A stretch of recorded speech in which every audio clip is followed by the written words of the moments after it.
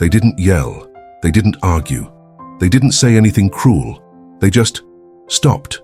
No replies, no eye contact, a presence in the room that felt like an absence. And somehow, that silence was louder than anything they could have said. You found yourself going over everything. What did I do? What did I say? How do I make this stop? That is not a communication breakdown. That is a weapon, and neuroscience now knows exactly what it does to a brain. This video is about the silent treatment, what it actually is, what it actually does, and why it is so much harder to recover from than anyone who hasn't experienced it would believe.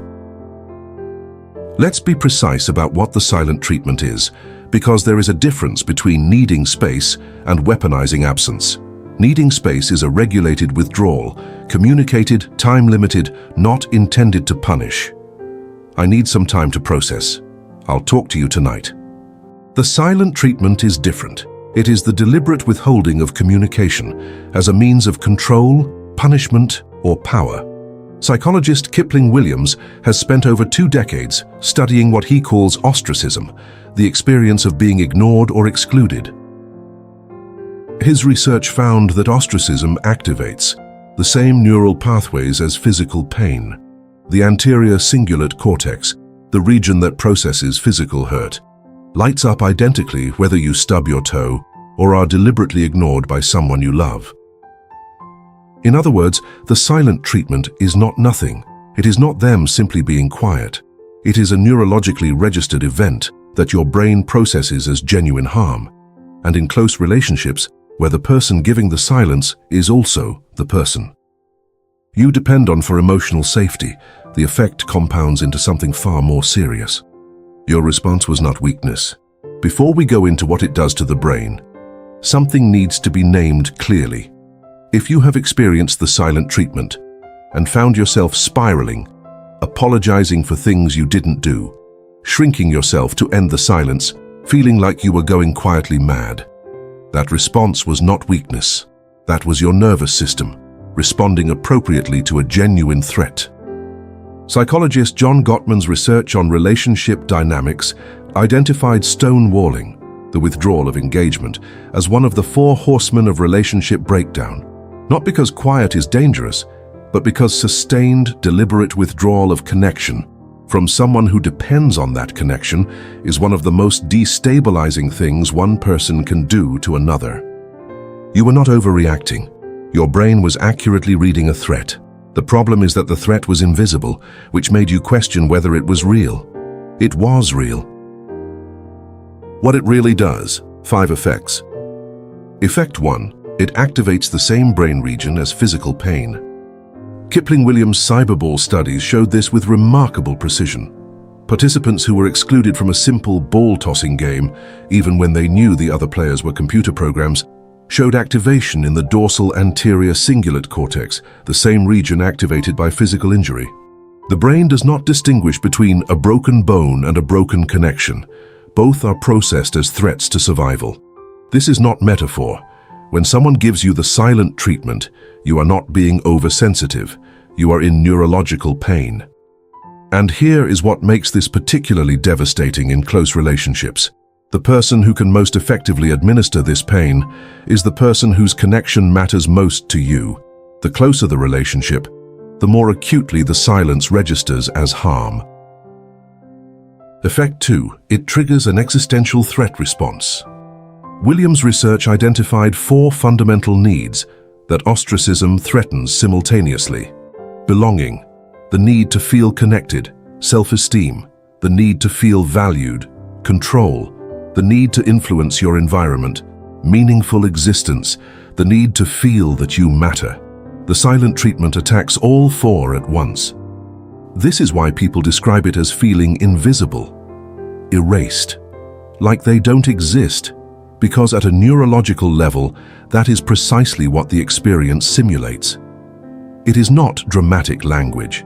It is an accurate description of what the brain is experiencing, a fundamental threat, not just to the relationship, but to the sense of self. Effect 3. It forces the victim into a cycle of self-blame. Here is one of the most insidious effects of the silent treatment. It gives the person experiencing it no information, no accusation, no complaint, no explanation, just absence. And the human brain, which is a meaning-making machine above all else, cannot tolerate an unexplained threat. It will manufacture explanations. Psychologist Martin Seligman's research on learned helplessness shows that when a person cannot identify the cause of punishment, they default to the most accessible explanation, themselves. And so you go through everything, every sentence from the last conversation, every possible misinterpretation, every version of yourself that might have caused this, not because you are paranoid, because your brain is trying to solve a problem. It was deliberately given no information to solve. The silence is the cruelty. The self-blame is the intended result. Effect 4. It dysregulates the nervous system over time. Neuroscientist Stephen Porges' polyvagal theory describes 3 states of the autonomic nervous system: safe and connected, mobilized for fight or flight, and collapsed in shutdown. Sustained exposure to the silent treatment, the kind that happens in patterns across months or years, moves the nervous system between mobilization and shutdown, repeatedly and unpredictably. The result is a nervous system that cannot find its way back to baseline, always scanning for the next withdrawal, always hypervigilant to small changes in tone or expression, always waiting for the silence to return. Psychiatrist Bessel van der Kolk's research on complex trauma shows that this kind of chronic low-grade threat, unpredictable, relational, from a trusted source, can produce changes in nervous system function that outlast the relationship by years. This is not drama. This is the body keeping score. Effect 5. It reshapes how you see yourself in relationships. Perhaps the longest-lasting effect of the silent treatment is what it does to identity over time. Psychologist Susan Harter's research on relational self-concept shows that in close relationships, we partially construct our sense of self through the responses we receive from others. When someone we love repeatedly withdraws their response, when our bids for connection are met with silence, the self begins to reorganize around that absence. You start to believe you are too much, or not enough, or fundamentally difficult to be with. You become smaller, more careful, more apologetic. Not because that is who you are, but because the silence has slowly taught you that making yourself smaller might prevent the silence from returning. It won't. Appeasement does not resolve the pattern. It reinforces it. Practical framework. Step 1. Name it accurately. The moment you recognize you are receiving the silent treatment, name it to yourself, not to them. To yourself. This is stonewalling. This is deliberate withdrawal of connection. This is not about something being wrong with me. This is something being done to me. Why it works. Accurate labeling activates the prefrontal cortex and reduces amygdala activation. Matthew Lieberman's UCLA research showed that affect labeling and naming what is happening reduces the intensity of the threat response. The silence becomes less powerful when it has a name. In daily life, when the silence begins, write one sentence in your phone. The silent treatment started today. Not to document, to anchor your own perception. Step 2. Stop trying to solve an unsolvable puzzle. The silence was designed to be unexplained. The search for what you did wrong is the trap, not the solution. Why it works. Seligman's learned helplessness research shows that the inability to identify the cause of punishment produces the most severe psychological distress. The antidote is not finding the answer. It is recognizing that the puzzle was designed to have no answer. In daily life, when you find yourself going through the last conversation, stop. Say internally, the absence of information is itself the information. I am not missing something. Something is being withheld from me. Step 3. Regulate your nervous system before you reach out. The impulse to end the silence by reaching out, apologizing, explaining, appeasing, comes from the nervous system in threat response, not from clarity, not from truth. Why it works.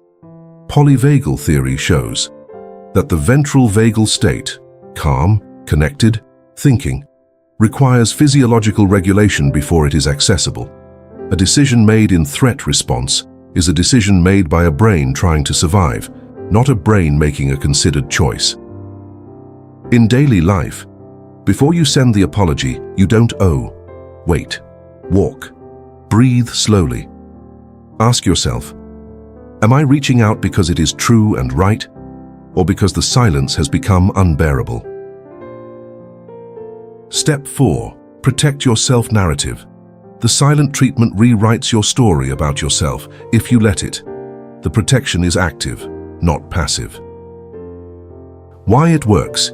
Narrative identity research by Dan McAdams shows that the story we tell about ourselves is the most powerful organizing structure of psychological well-being. When silence threatens that story, it must be actively reauthored, not passively accepted. In daily life, keep a running list of things you know to be true about yourself, independent of the relationship, your values, your consistencies, your character witnessed by others. Read it during the silence. Let it be louder than the absence. Step 5. Evaluate the pattern, not the incident. One episode of withdrawal may be dysregulation. A pattern of withdrawal is a relationship dynamic, and a relationship dynamic requires a structural response. Why it works. Schema therapy research by Jeffrey Young shows that single events are processed differently from patterns. A pattern, recognized and named, changes what the brain categorizes the relationship as, not an incident to survive, a dynamic to evaluate. In daily life, count the episodes over the last 6 months. Note what preceded each one. If the pattern is, you express a need, silence follows. You apologize and shrink. Warmth returns. That is not a communication problem. That is a power structure. Here is what all of this comes down to. Silence is not neutral.